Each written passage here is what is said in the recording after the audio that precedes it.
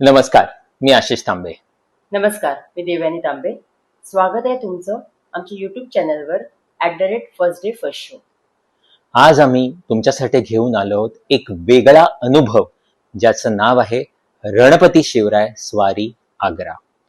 छत्रपती शिवाजी महाराजांच्या आयुष्यातील प्रसंग आपल्या सगळ्यांनाच खूप प्रेरणा देणारे आहेत, रंजक तर नक्कीच आहेत. आजपर्यंत हे प्रसंग आपल्याला अनेक चित्रपटात पाहायला मिळालेले आहेत, आपण वाचलेले आहेत आणि नाटक रूपाने सुद्धा ते सादर झालेले आहेत. रणपती शिवराय स्वारी आग्रा हे शिवाजी महाराजांची अनेक वर्ष आपण जे ऐकलेली कथा आहे आग्र्याहून सुटका, त्याच्यावरती आधारित हा जरी चित्रपट असला तरी हा चित्रपट दिग्पाल लांजेकर आपल्या समोर घेऊन आले आहेत. हे एक विशेष असतं आणि हा एक वेगळा अनुभव ठरतो. दिग्पाल लांजेकर हे करू शकतात, कारण जो माणूस रायगडावर बसून 1 टाकी फर्जन लिहू शकतो, याचाच अर्थ असा की त्यांचं शिवाजी महाराजांवर नुसतं प्रेम किंवा आदर नसून पूर्ण जीवन नसानसात वाहत आहे. त्यांना हेही माहिती आहे की आजकालची युवा पिढी थोडी वाचनापासून परावृत्त आहे. त्यामुळे हाच इतिहास जास्त फारकत न घेता रंजक वळण लावून किंवा रंजकतेने त्यांना मांडावा लागतो. आणि हे शिवधनुष्य त्यांनी अत्यंत उत्तमरित्या पेललेलं आहे. आपल्या रयतेच्या प्रेमापोटी छत्रपती शिवाजी महाराज त्यांच्या अवघ्या 52 वर्षाच्या आयुष्यामध्ये अनेक वेळा मृत्यूला सामोरे गेलेले आहेत आणि प्रत्येक वेळेला ते मृत्यूला बगल देऊन सही सलामत परत आलेले आहेत. हे आपल्याला ऐकायला किंवा वाचायला कितीही जरी रंजक वाटत असलं तरी हे ते जगलेत आणि हे जगण्यासाठी त्यांच्याकडे असलेले किंवा त्यांच्या कुटुंबाकडे असलेले जे काही अलौकिक गुण होते त्याच्याचमुळे ते हे साध्य करू शकले. पण दिग्पाल यांचं हे विशेष कौतुक आहे की हेच सगळे अलौकिक गुण आपल्याला प्रत्यक्ष डायरेक्टली ते न सांगता चित्रपटामध्ये इतर पात्रांच्या तोंडात ते असे काही घालतात की त्याच्यामुळे तो इतिहास आपल्या समोर आणि आपल्या नवीन पिढीसमोर अतिशय उत्तम स्वरूपात सादर होतो. चित्रपटाचं नाव आहे रणपती शिवराय स्वारी आग्रा. लक्षात घ्या, नाव स्वारी आग्रा असं आहे, आग्र्याहून सुटका असं नाही. कारण औरंगजेबाने जेव्हा शिवाजी महाराजांना आग्र्याला बोलवले होते तेव्हाच शिवाजी महाराजांच्या डोक्यात औरंगजेबाचा खात्मा करण्याचे प्लॅन्स शिजत होते. पण तेव्हा त्यांना दगाबाजी करून शिवरायांना अटक करण्यात आले. पण तरीही अशा जीवघेण्या संकटातून महाराज सुखरूप वापस आले आणि हाच संपूर्ण चित्रपटाचा गाभा आहे. छत्रपती शिवाजी राजांची भूमिका करणे हे प्रत्येक मराठी कलाकाराचं स्वप्न असतं. फार कमी कलाकारांना ती संधी नशिबाने मिळते आणि त्यातील हाताच्या बोटावर मोजण्या इतकेच असे कलाकार असतात की ते या मिळालेल्या संधीचा उपयोग करून घेऊ शकतात. अभिजित श्वेतचंद्र यांना ही संधी मिळाली आणि त्यांनी त्या संधीचं सोनं केलं आहे. मराठी चित्रपटाचं एकंदरीत बजेट आणि प्रमोशनची बजेट पाहता आपलं हे दुर्दैव आहे की आपण विकी कौशल सारखं प्रमोशन त्यांचं करू शकलो नाही. पण अभिजितना शिवाजी महाराजांच्या भूमिकेत पाहणं हा एक अविस्मरणीय अनुभव आहे. अभिजित यांच्या रांगड्या देहयष्टीचा दिग्दर्शकांनी अत्यंत उत्तम उपयोग केलेला आहे. नावच चित्रपटाचं आहे रणपती शिवराय, त्याच्यामुळे अभिजित यांच्या एंट्रीलाच त्यांची जो फाईट सिक्वेन्स आहे तो अतिशय अमेझिंगली दिग्दर्शकांनी साकारलेला आहे. औरंगजेबाच्या भेटीचा जो प्रसंग आहे, जेव्हा महाराज समोरासमोर औरंगजेबाला भेटतात, तो प्रसंग अभिजित यांनी इतका पूर्णपणे यथार्थपणे सादर केलेला आहे की जसं काय आपल्याला वाटतं आपण ऍक्च्युली शिवरायांना बघतो आहोत. तो प्रसंग ते जगल्यासारखे वाटतात. आणि दिग्दर्शकांनी कविराज भूषण यांच्या कवितेचा उपयोग करून त्याला इतकी रंजकता आणलेली आहे की ते पाहण्यासाठी आपल्याला चित्रपट बघावाच लागेल. लढवय्ये शिवराय, गनिमी कावा करणारे शिवराय, जनतेवर अपार प्रेम करणारे शिवराय, आईच्या मायेसाठी आसुसलेले शिवराय आणि आपण आजारी आहोत याचा अभिनय करणारे शिवराय, अशी सगळी शिवरायांची रूपं अभिजितनी या चित्रपटामध्ये अतिशय उत्तम प्रकारे सादर केलेली आहेत. चित्रपटामध्ये वास्तविक आयुष्यामध्ये जसं महाराजांना शंभूराजांचं जिवंत असताना पिंडदान करावं लागलं तो प्रसंग आहे. नॅचरली या प्रसंगामध्ये अनेक भावनिक वाक्य आहेत.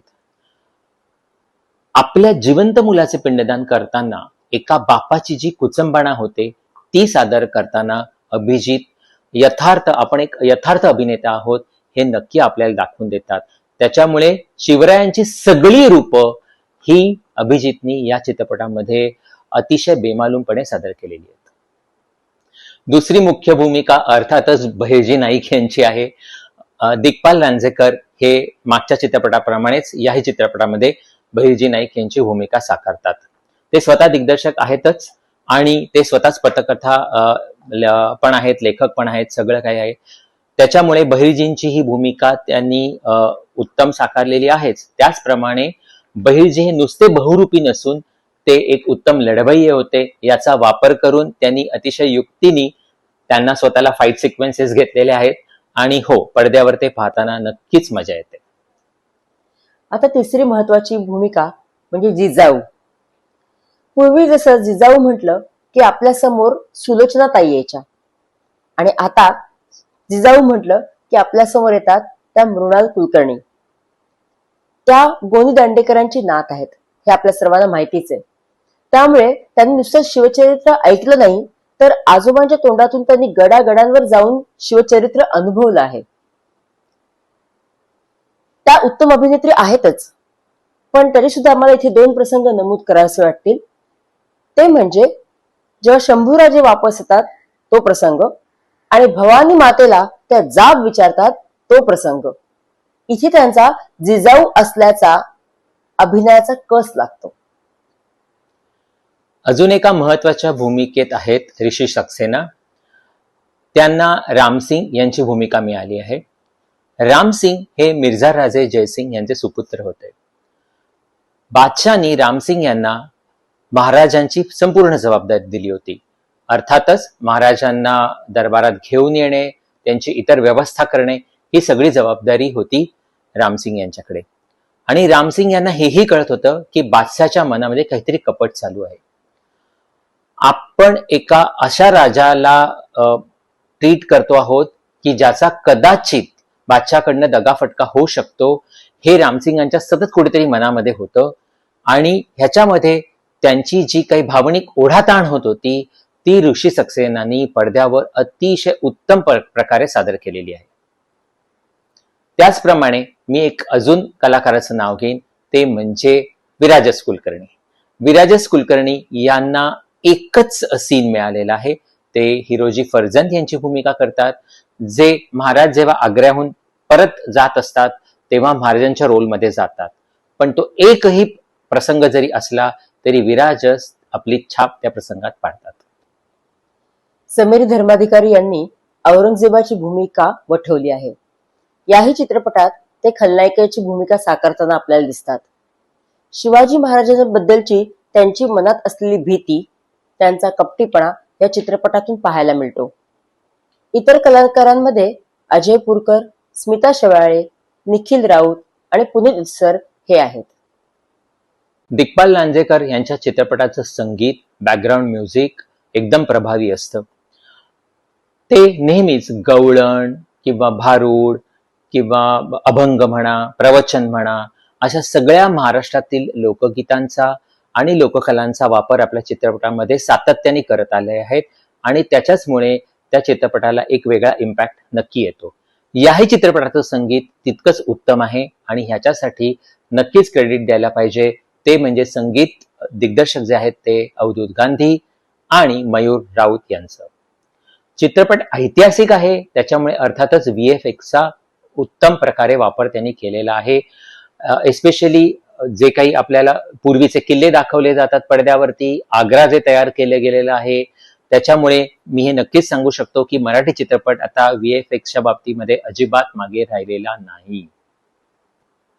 एकंदरीत महाराजांनी पुरंदरच्या तहामुळे त्यांच्यावर आलेले संकट एक संधी म्हणून कसे पाहिले, याच्यासाठी त्यांना आणि त्यांच्या कुटुंबियांना कोणत्या अग्निदिव्यातून जावे लागले आणि या सर्व काळामध्ये संयम, हुशारी आणि गुप्तता यांचा वापर करून त्यांच्यावर आलेले संकट त्यांनी कसे परतवून लावले, हे जर का आपल्याला पाहायचं असेल तर आपण रणपती शिवराय स्वारी आग्रा नक्की पहा.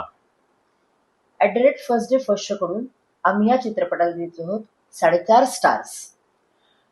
आपल्याला जर का हा व्हिडिओ आवडला असेल तर आपण ह्या व्हिडिओला नक्की लाईक करा, शेअर करा, आमच्या चॅनलला सबस्क्राईब करा, बेल आयकन दाबा आणि त्याच्यावरती ऑल प्रेस करा, जेणेकरून आमच्या सर्व रिव्ह्यूजच्या लिंक तुम्हाला येतील, नोटिफिकेशन येतील. लवकरच भेटू पुढचा रिव्ह्यू घेऊन.